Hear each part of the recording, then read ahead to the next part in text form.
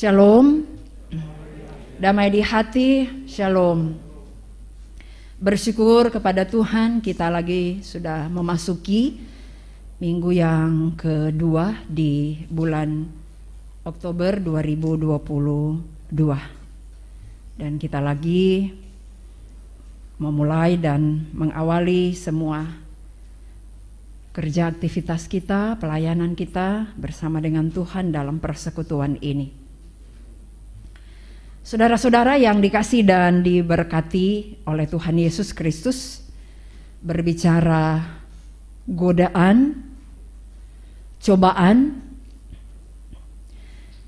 membuat manusia, termasuk kita orang percaya, jatuh karena tidak kuat iman kita.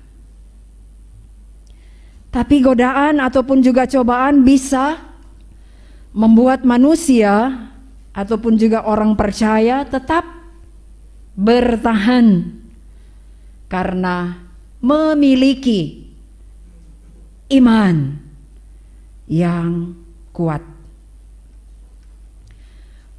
Kebanyakan godaan dan memang godaan cobaan dari kuasa iblis, kuasa jahat itu selalu menjatuhkan, selalu menjerumuskan, selalu merusak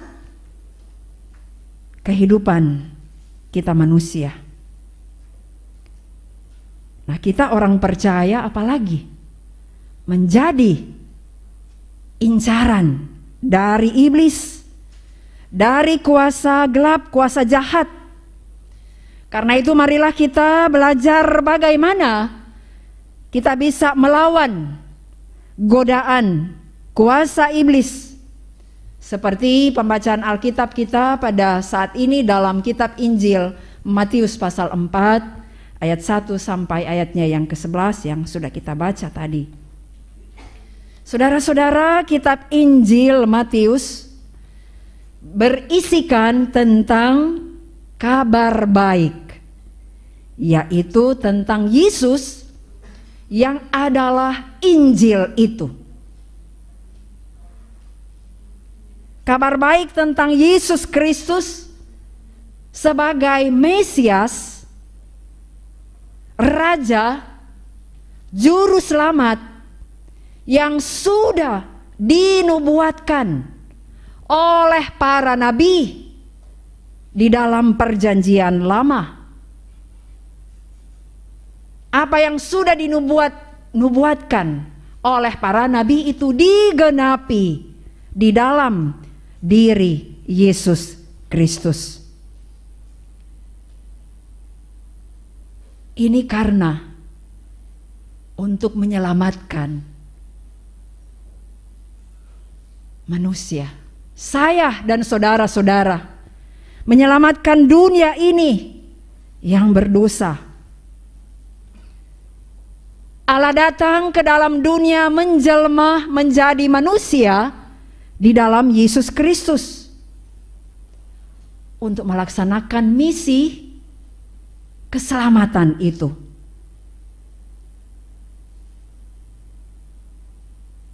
Setelah kalau kita membaca bagian Alkitab sebelum pembacaan tadi, setelah Yesus dibaptis, dia dibaptis oleh Yohanes Pembaptis, maka Yesus dibawa, Yesus dituntun oleh Roh kemana? Ke padang gurun untuk dicobai. Kita ingat kisah tentang Adam dan Hawa. Iblis mencobai mereka, justru mereka ada di dalam Taman Eden. Taman yang indah, taman yang penuh dengan kesenangan. Sangat berbeda dengan iblis mencobai Yesus. Justru dia membawa, atau iblis membawa untuk dia mencobai Tuhan Yesus. Dia ada di padang gurun. Dan hal ini dicatat oleh ketiga Injil, Matius, Markus, Lukas.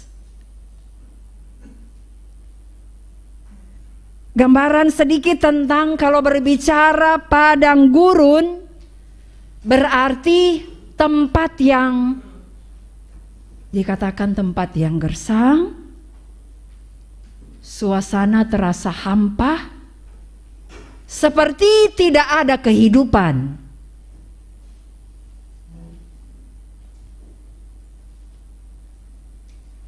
Suasana ataupun tempat yang kosong, udara yang panas. Itu kalau berbicara padang gurun. Dan si iblis mencobai Tuhan Yesus ketika Yesus sudah atau selesai berpuasa 40 hari 40 malam.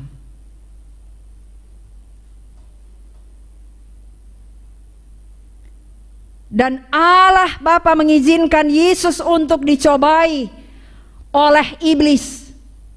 Hal ini untuk membuktikan keilahian Yesus.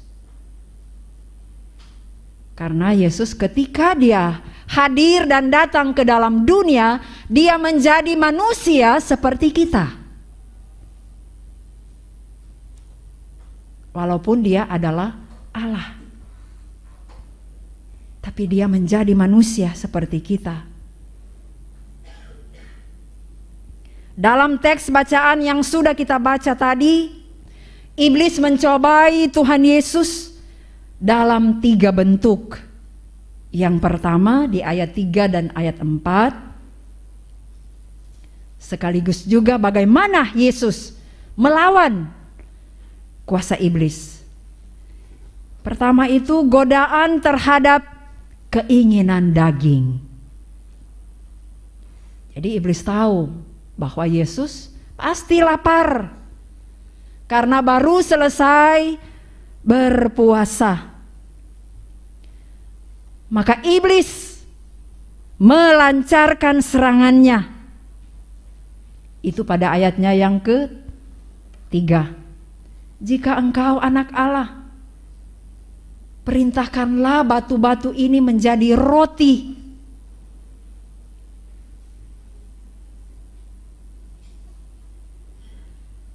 Tapi Yesus melawan dan menghardik iblis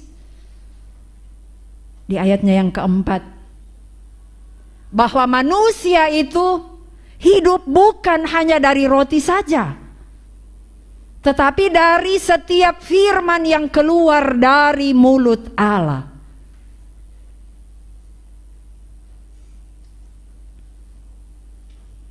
Itu di bagian pertama. Dan yang kedua, iblis tidak berhenti. Dan dia tidak menyerah. Iblis tidak menyerah. Ia mencobai Yesus pada ayat 5-7, mencobai dan menggoda Yesus untuk melakukan ataupun melaksanakan demonstrasi yang spektakuler. Itu pada ayatnya yang ke-5. Jadi berada iblis di bawah, iblis membawa Yesus ke atas bubungan bait Allah. Mencobai lagi, jika engkau anak Allah, jatuhkanlah dirimu. Nanti malaikat-malaikat yang akan menatang engkau.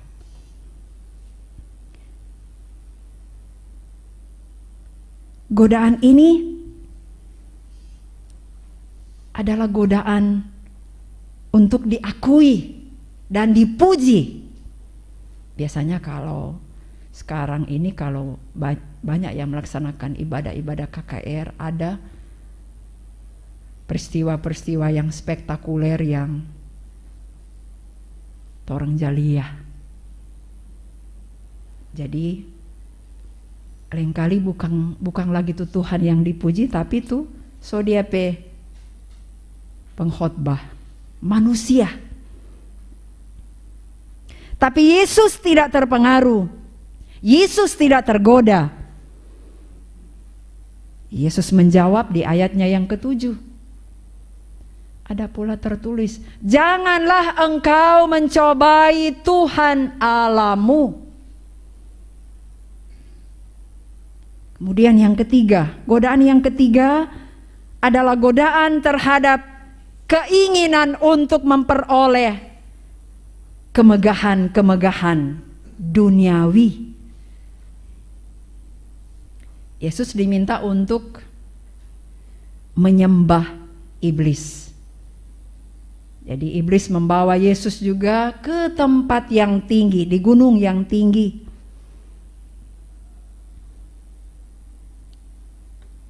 Pada ayatnya yang ke-8, ayatnya yang ke-9, iblis mengatakan, semua itu akan kuberikan kepadamu jika engkau sujud menyembah aku. Tapi Yesus juga tidak tertarik, tidak terpengaruh, tidak tergoda. Yesus menghardik iblis. Itu pada ayatnya yang ke-10. Enyahlah iblis. Ada tertulis, engkau harus menyembah Tuhan Allahmu. Dikatakan pada ayatnya yang ke-11, iblis meninggalkan dia.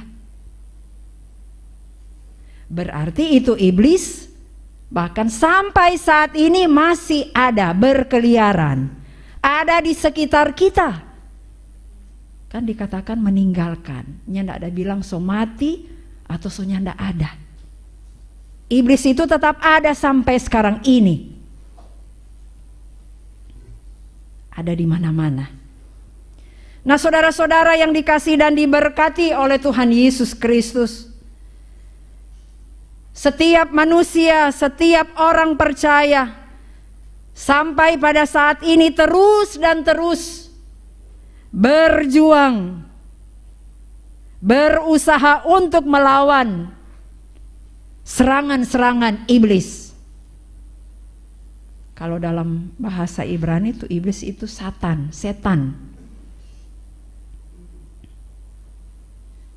Sasaran empuk dari iblis adalah kita orang-orang percaya. Baik ada di tempat yang menyenangkan, tapi juga di tempat ataupun suasana yang tidak menyenangkan. Dalam keadaan senang, ataupun juga dalam keadaan susah. Sedang dalam persoalan ataupun dalam pergumulan-pergumulan, kesempatan bagi iblis untuk mengganggu, menggoda kita, menjatuhkan kita, menjerumuskan kita. Dia mencari celah. Dan iblis itu pandai. Dia selalu berusaha mencari sampai dapat, sampai manusia itu jatuh. Dan yang menjadi tujuan iblis untuk menggoda, untuk mencobai manusia ataupun juga orang percaya, sekali lagi menjatuhkan, menjerumuskan, menghancurkan, merusak, bahkan membuat kita orang percaya tidak memiliki iman, tidak memiliki percaya. Dengan berbagai tipu daya, tipu muslihat dari iblis yang terus melancarkan serangannya bagi anak-anak Tuhan, bagi orang percaya, bagi keluarga-keluarga Kristen, bagi gereja, bagi jemaat, di tempat di mana saja kita ada. Di gereja pun, di dalam gereja ada, di rumah ada, di tengah-tengah kita beraktivitas, di tempat di mana kita bekerja ada.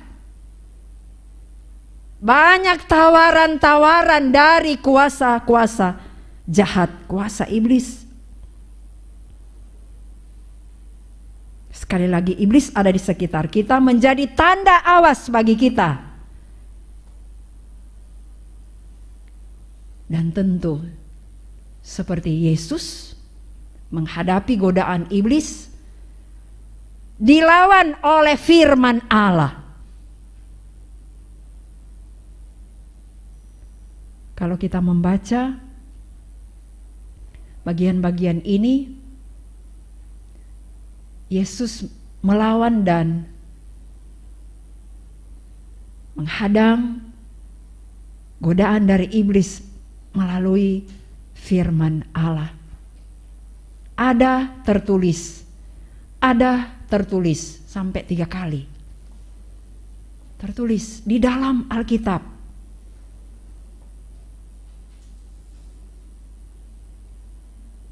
Saudara-saudara yang dikasih diberkati oleh Tuhan,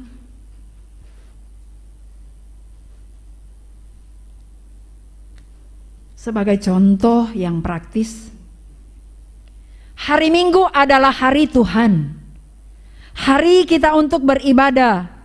Tuhan sudah memberikan hari-hari kita untuk bekerja. 6 hari lamanya Tuhan memberi kesempatan bagi kita untuk bekerja. Tapi terkadang kita tergoda cuma dengan tuh hari Minggu, karena mungkin ada acara yang lebih sedap mulia, sedap mau dengar. Orang memilih untuk pergi ke tempat-tempat yang lain. Padahal cuma hari Minggu ini 1 hari. Terkadang orang tergoda untuk mengikuti. Ada yang berbisik, seakan-akan ada yang berbisik, pergi Jo cuma 1 kali dalam 1 tahun, 1 kali dalam sebulan, dan seterusnya. Kita memilih untuk pergi daripada kita untuk beribadah di hari Minggu. Ataupun juga bukan hanya anak-anak muda yang mungkin ada begadang sampai dini hari. Hari Minggu pagi-pagi nyandak tak bangun. Kita dikalahkan, seakan-akan ada yang berbisik, tidur Jo. Manganto toh tidur. Padahal hari Minggu hari kita untuk beribadah. Hari kita untuk bersekutu dengan Tuhan.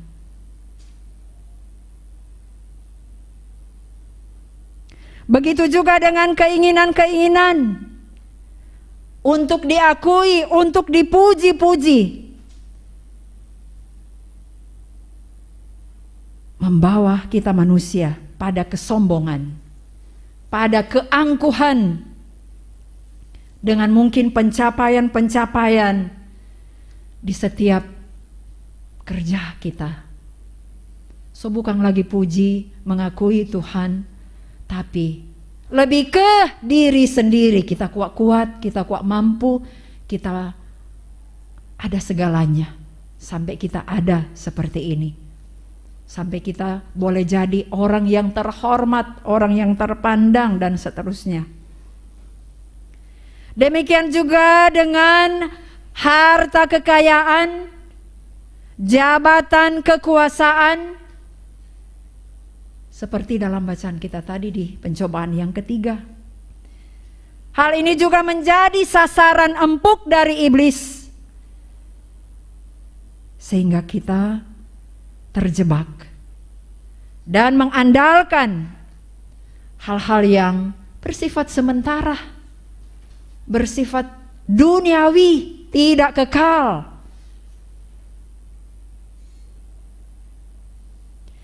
Tetapi kalau kita memiliki iman yang kuat, selalu baca, selalu dengar, selalu renungkan firman Tuhan, maka godaan, cobaan dari kuasa iblis, kuasa jahat yang menghampiri kita, yang menghadang kita, kita ada firman Allah yang akan kita pakai ibarat perisai. Atau kalau tentara-tentara ataupun prajurit kalau berperang mau lawan DP musuh kan dia pakai perisai untuk memenangkis tuh serangan dari musuhnya. Seperti itu kita. Tuh perisai itu firman Allah yang kita pakai untuk menangkis. Itu godaan, cobaan dari iblis.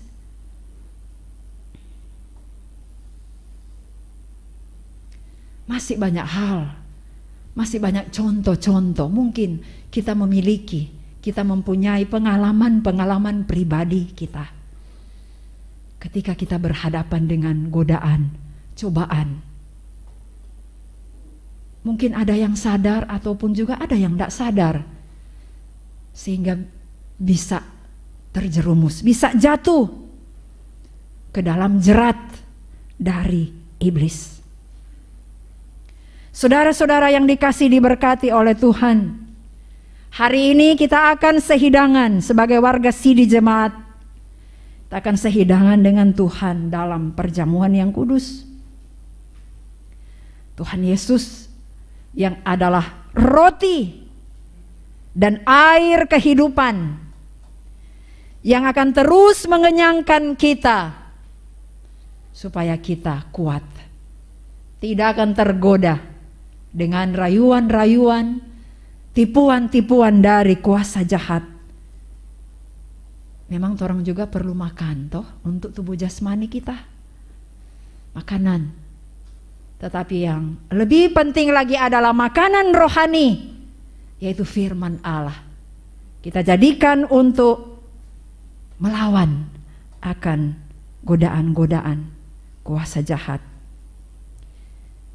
Yesus yang adalah roti dan air kehidupan yang akan menjadi bekal bagi kita untuk terus dan terus melanjutkan perjalanan kehidupan kita.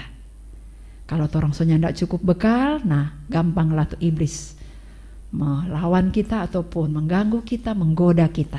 Ibarat kita dalam perjalanan atau mau kerja. Kalau tidak ada bekal, artinya makanan ya untuk tubuh jasmani. Kalau tidak ada bekal, tidak ada kuat orang mau kerja. Tidak ada kuat orang mau berjalan. Ibarat seperti itu. Kehidupan kita, dalam perjalanan kehidupan, dalam siara kita di dunia ini, ibarat juga padang gurun yang tandus. Kita memiliki firman Tuhan menjadi bekal bagi kita untuk melawan kuasa jahat, kuasa iblis. Tuhan Yesus memberkati kita semua. Amin.